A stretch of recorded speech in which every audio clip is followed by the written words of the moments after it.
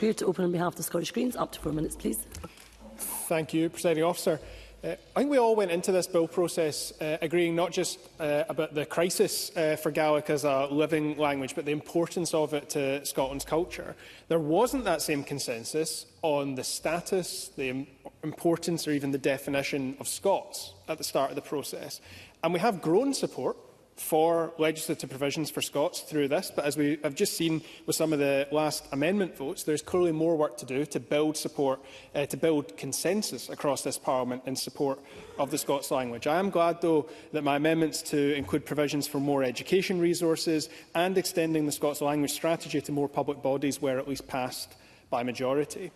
But I don't want to lose importance of what I think is the most important element of the bill for the Scots language, and it's simply its recognition in law for the first time. Symbolic recognition is important after centuries of denigration.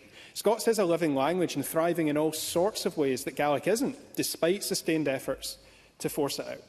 And on Gaelic, we've waited 20 years for a new bill. I think it's fair to say that when this bill was first published, it was underwhelming. And it wouldn't really have that transformational impact that we're all looking for. The amendments that have been brought forward and agreed between stages 2 and 3 have made significant improvements to it. And I would commend the excellent Bill team who worked with members of all parties on amendments. They are brilliant advocates for both languages within the Scottish Government, and the Cabinet Secretary should be very proud of their work. We all understand the context for Gaelic. It's been mentioned already. The number of learners is growing largely as a result of the Duolingo effect and the establishment of more GME schools in our cities. But in traditional communities, where it's a living language, it's in steep decline. And Mishnik, the Gaelic activist organisation, said, "We desperately need qualitative targets both overall and in GME output. We're seeing an improvement in overall numbers of people self-identifying as having some Gaelic ability, thanks to Duolingo, GME and other learning initiatives. However, we are still seeing a precipitous decline in people who can and do use the language in their daily lives." Presiding Officer, I think we've started to address that with the reporting requirements, for example, and some of the specifics that will come later through guidance and strategy.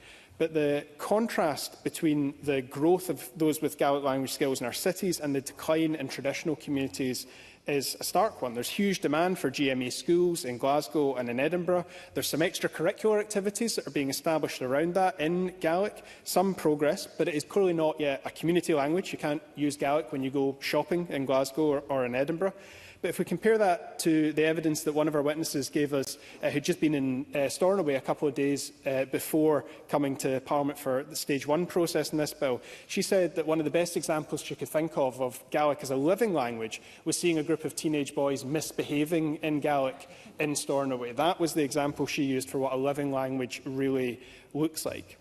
And new tangible provisions in this bill to advance that are essential. But again, I don't think we should dismiss the value that, of the signal that Parliament sends by passing this bill in and of itself. Symbolism matters. The legitimacy of Gaelic and Scots in this country is still being challenged, and the Government and Parliament are making a clear statement that in law we believe these languages, our languages, have value.